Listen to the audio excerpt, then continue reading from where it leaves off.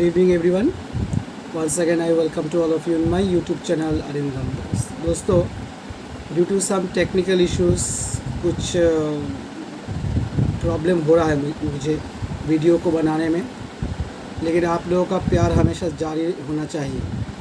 ये आपके भाई का आप लोगों से एक निवेदन है, एक रिक्वेस्ट है। देखिए, जब कभी भी हमारे साथ मॉनिटरी अफेयर्स के बारे में डिस्कस हुआ होगा, मॉनिटरी अफेयर्स जहाँ पर आता है परचेजिंग पावर भी ठीक उसी प्रकार आ जाते हैं। ठीक है, इस मॉनिटरी अफेयर्स के तहत हम लोगों के पास बहुत सी सारी दिक्कत का भी सामना करना पड़ता है। अब ये होता क्यों, ये होता क्यों ऐसा रीज़न होता है कि दिन प्रतिदिन जो भी सामग्रियाँ होते हैं, चाहे वो अत्यावश्यक हो या फिर विलासबहुल हो, इट इज़ लग्जरियस हो, उसका प्राइसेस बढ़ क्यों जाता है, उसका वैल्यू इतना क्यों कम जाता है, या फिर उसका जो वैल्यू होते हैं वो दिन प्रतिदिन क्यों इतना डिमिनिश होते रहते हैं। आइए आज इन छोटी चीज़ों को आपके साथ मैं शेयर करूँगा। सो दोस्तों, today I will give a short gist about inflation, and I request to everyone, those who are newcomer, kindly do share, subscribe and like my channel। और आप लोगों का जो वैल्यूएबल कमेंट्स है काइंडली आप मुझे बताते रहें। आइए दोस्तों, आज हम इन्फ्लेशनरी सिचुएशन के बारे में बताते हैं। एक छोटी सी एक उदाहरण के साथ मैं आज का टॉपिक शुरुआत करता हूँ। मेरे ग्रैंडफादर जी, मेरे जो पिताजी के पिताजी थे, उन्होंने जब अपने ज़मीन ख़रीदा था, हम लोगों का जो था वो थोड़ा बहुत हिल्स में था। हमारा पापा का जो पैतृक निवास जो था वो एक, इसे क्या कहते हैं, small kind of hill area. उसका जो मिट्टी था उसको काट कर एरिया को थोड़ा फ्लैट करके हम लोगों ने वहाँ पर घर बनवाया था। वहाँ पर ही मेरा बर्थ हुआ था। जब मैं धीरे धीरे बड़ा होते जाया तो मैं जब क्लास 6 स्टैंडर्ड में था तभी मेरे ग्रैंडफादर जी का देहांत हो गया। तो मैं उनसे बहुत इंस्पायर था, बहुत प्यार करते थे मुझे और बहुत जीवन के आदर्शों के बारे में बताते थे। तो मेरे जो दादाजी थे वो हमेशा बताते थे कि उन्होंने जब लैंड लिया था, आपको यकीन नहीं होगा, पूरा जो टोटल एरिया था, टोटल एरिया जितना भी टोटल एरिया था वो पूरा टोटल एरिया सिर्फ और सिर्फ 500 रुपया में उन्होंने लिया था। Can you imagine this one? Never. मैं तो अगर किसी के सामने ये बातें करूं तो शायद ये लग सकता है कि ये बंदा शायद पागल है या फिर ये फेंक रहा है, लेकिन ये कोई फेंकने की चीज़ नहीं। यही चीज़ हमें धीरे धीरे इन्फ्लेशनरी सिचुएशन के ऊपर हमें लेके जाएगा। Concept, it is a kind of highly controversial term which being undergone modification since it was first defined by the neoclassical economics। तो ये होता क्या है? ये neoclassical economics जो थे, पहले का जो इकोनॉमिस्ट थे, उन्होंने फर्स्ट ये टर्म्स को यूज़ किया था। लेकिन ये होते क्या है, ये चीज़ होते क्या है, आज हम थोड़ा बहुत जानेंगे। देखिए, एक्चुअली अगर मैं जनरल सेंस में आप लोगों को बताऊं कि what is inflation, at that time you can से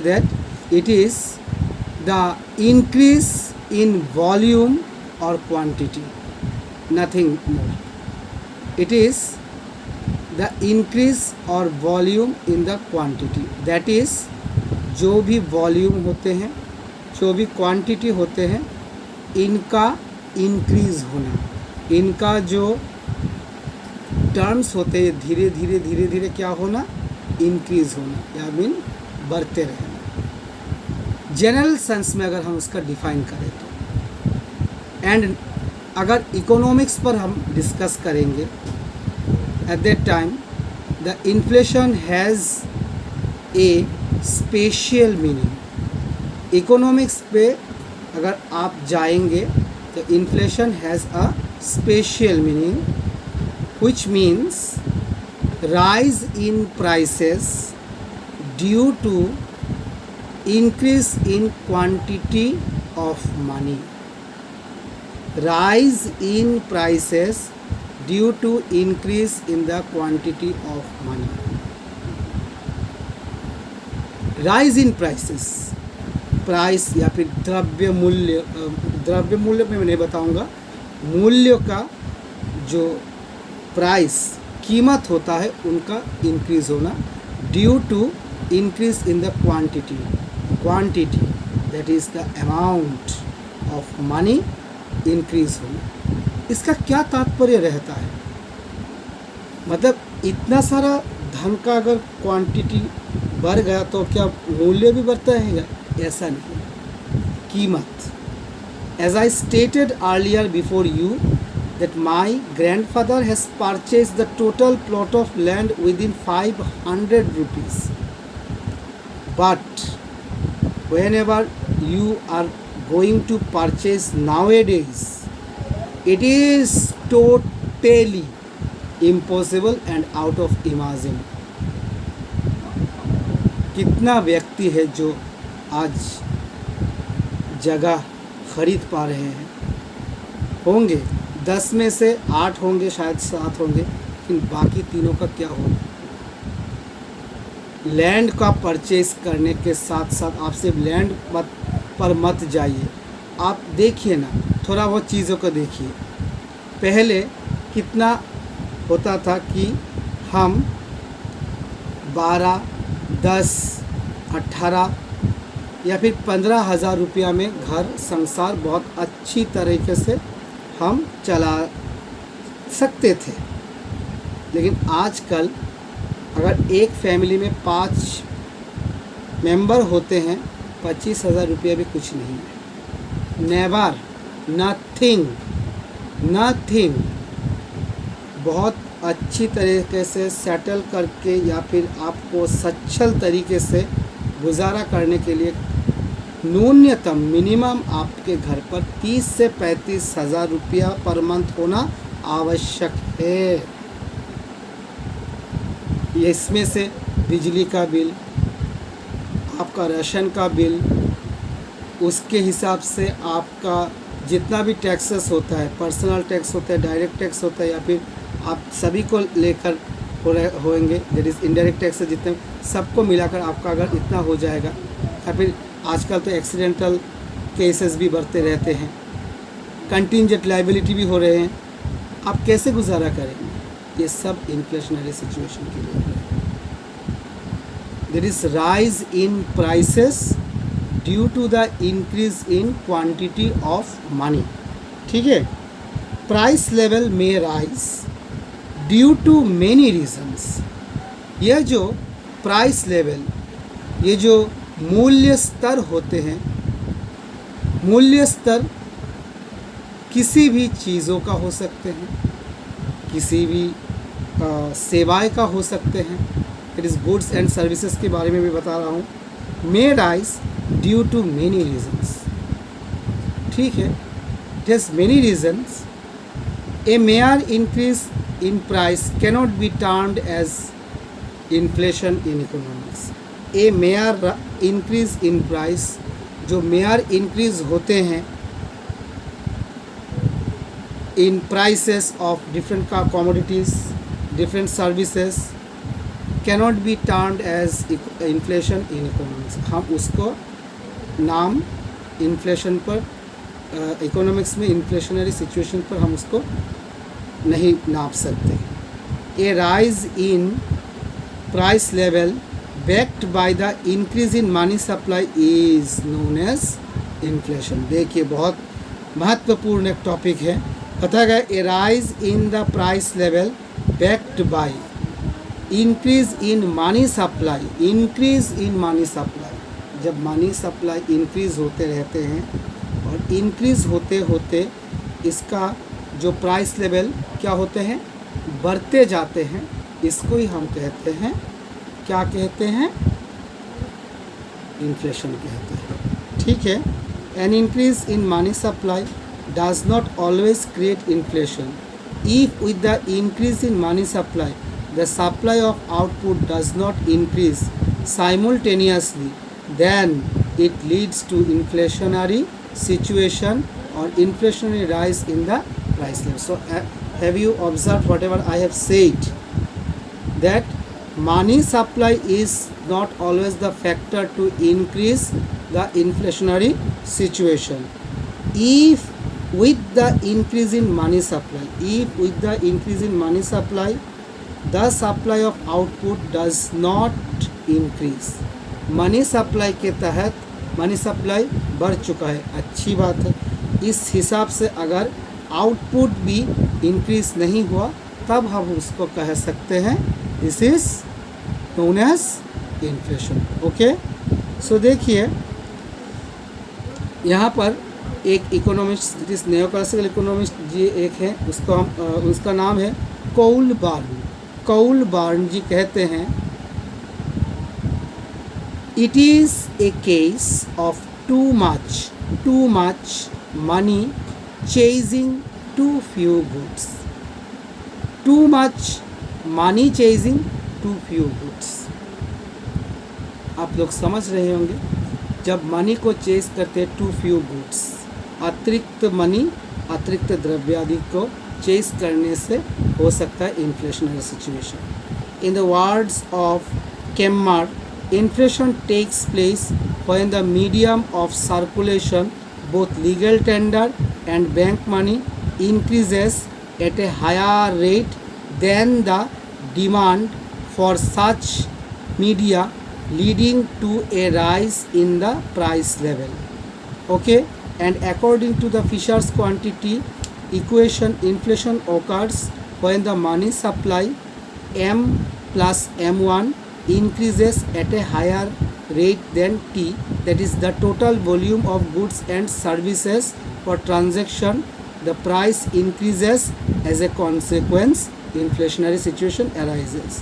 And according to Houtre, inflation is a case of excessive supply of money. So देखिए जितना भी मैंने डेफिनेशन यहाँ तक पढ़ा, इनका मुख्यतः एक ही रीज़न हो सकते हैं और वो रीज़न होते हैं मनी सप्लाई। देखिए जैसा कि मैंने पहले आप लोगों को बताया कि मनी सप्लाई जो होते हैं, ये मनी सप्लाई सिर्फ और सिर्फ हमेशा मतलब द्रव्य का जो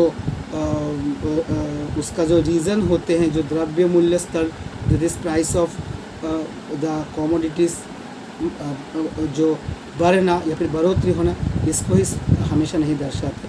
अलॉन्ग विथ अगर मनी सप्लाई को हम लोग क्या के हिसाब से उसका आउटपुट, अगर मनी सप्लाई की बढ़ोतरी के हिसाब से अगर उसका आउटपुट नहीं बढ़ता है तभी हम उसको इन्फ्लेशनरी सिचुएशन कह सकते हैं।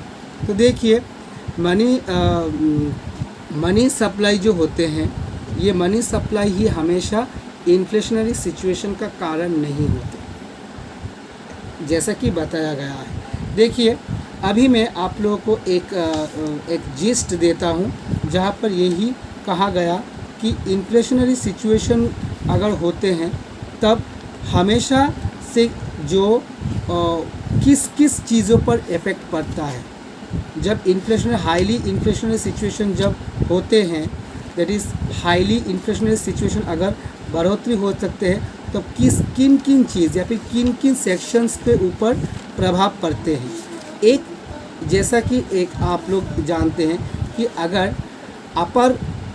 अगर मनी सप्लाई बढ़ गया तो अपर क्लास क्या करेंगे, लोअर क्लास के ऊपर शोषण मात्रातिरिक्त परिमाण पर कर सकते हैं। जैसा कि आप 25,000 रुपया से आपका 30,000 रुपया होगा, आप 4,000 आपका कितना बढ़ा, 25 से 30 दैट इज़ 5000 का आपका बढ़ोतरी हुआ। आप पर महीने जो आपके वर्कर होते हैं उनको 4000 रुपया आप देते हैं एज ए सैलरी, तनख्वाह के हिसाब से।